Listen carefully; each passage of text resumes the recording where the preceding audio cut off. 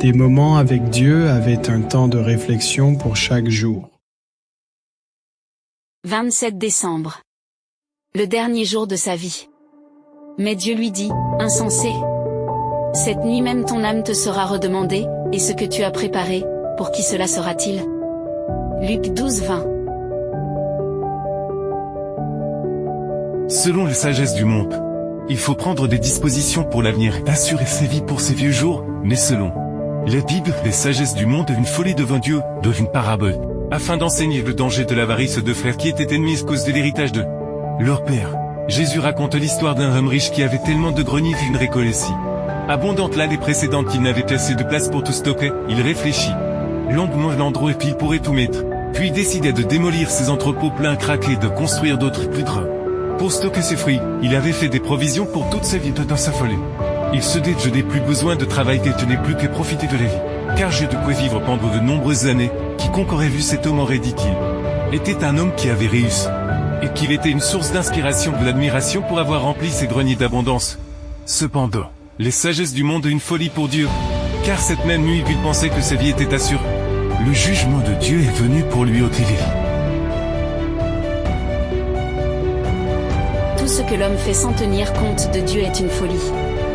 Les richesses ne peuvent empêcher le vieillissement ou la mort.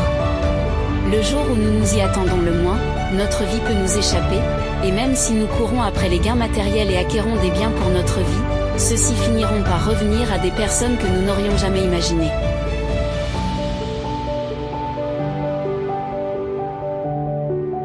L'homme riche de les paraboles vivait pour lui-même, il possédait tant de choses aurait pu utiliser ses dons de Dieu au profit de ceux qui en avaient besoin. Il aurait pu servir Dieu avec ses richesses, commencer à amasser des trésors dans le ciel. Mais son égoïsme le poussait à ne penser qu'à lui-même. Et comme il n'avait nulle part où stocker, il décidait de détruire ses entrepôts pour construire de plus grands, et dans cette course, faut-on trouve les êtres humains pètent ou fumer les plupart, un gars après l'autre. Ils ne tiennent pas compte de Dieu dans leurs décisions, mais ne laissez pas les choses de ce monde vous faire perdre le ciel. Les idéaux de cet homme n'étaient pas plus élevés que ceux des bêtes qui périssent.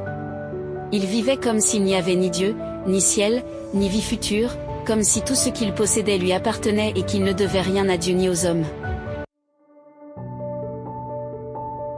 C'est la folie qui te fait vivre sans tenir compte de Dieu. Tu ne peux pas acheter les jeunesse. Tu ne peux pas prolonger les vies avec tes moyens, non plus si tu ne t'es pas réconcilié avec Dieu. Tu seras perdu éternellement. C'est pourquoi il faut vivre chaque jour pour servir Dieu et si nous nous reposons. C'était avec la promesse certaine de voir Jésus pour être au ciel. Amen. Merci pour écouter cet audio.